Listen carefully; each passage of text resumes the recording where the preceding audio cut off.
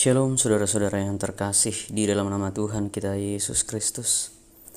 Tema renungan harian kita adalah kesatuan di dalam Kristus.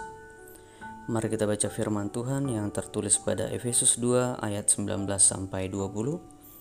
Mari kita baca bersama-sama. Demikianlah kamu bukan lagi orang asing dan pendatang, melainkan kawan sewarga dari orang-orang kudus dan anggota-anggota keluarga Allah yang dibangun di atas dasar para rasul dan para nabi dengan Kristus Yesus sebagai batu penjuru. Demikian firman Tuhan. Persoalan pada saat itu adanya sebuah konsep di tengah-tengah kehidupan orang Kristen, yaitu mereka yang sulit bersatu karena adanya tembok pemisah antara orang Kristen Yahudi dan non-Yahudi. Bagi orang Yahudi, bangsa non-Yahudi adalah bangsa kafir. Ini membuat orang-orang non-Yahudi minder dan membuat persatuan sulit tercapai. Semangat seperti ini dapat muncul setiap zaman.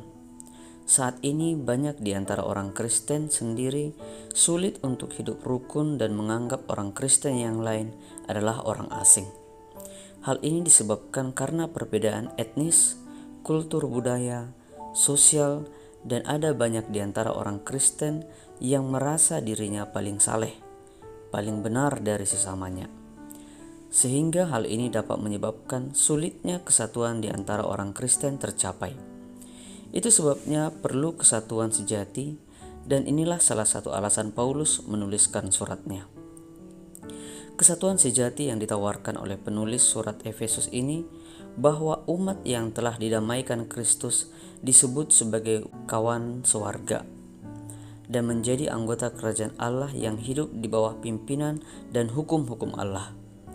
Umat yang didamaikan ini juga disebut keluarga Allah.